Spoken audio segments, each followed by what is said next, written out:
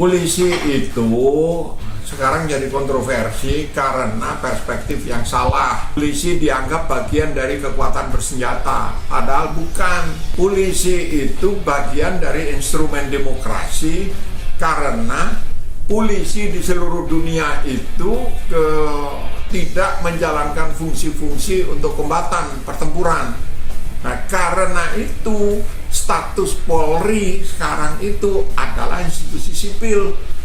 Pegawainya atau polisinya itu statusnya adalah ASN, tunduk pada aturan-aturan ASN. Kalau dia melakukan kesalahan, maka dihukum dengan hukum sipil, bukan hukum militer.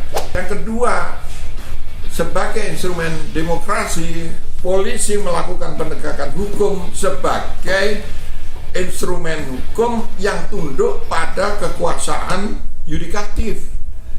Kekuasaan yudikatif itu juga dimiliki oleh presiden dengan gerasi amnesti abolisi dan yang lain-lain. Dan polisi pada saat yang bersamaan tunduk pada presiden sebagai pemimpin kekuasaan eksekutif, karena polisi pelayan publik.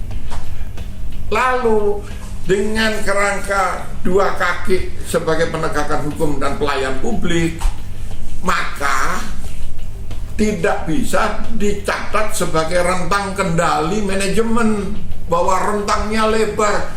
Salah sama sekali, karena ini polisi tunduk pada kekuasaan yudikatif dan pada kekuasaan eksekutif, sehingga menginduknya harus kepada presiden sebagai kepala negara.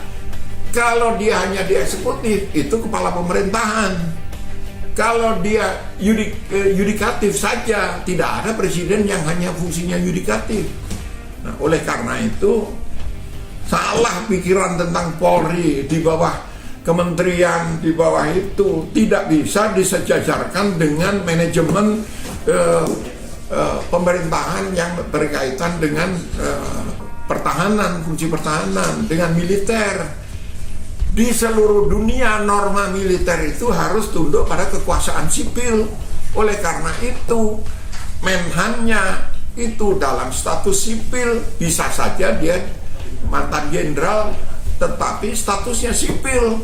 Itu bedanya dengan polisi. Polisi dari bawah memang sipil, titik. Jadi jangan ngaco mikir itu salah gitu. Kalau ada rumah banyak tikusnya, rumahnya jangan dibakar, tikusnya kita basmi. Ini rumahnya mau dibakar, terus mau bangun rumah lagi yang lebih buruk lagi nanti.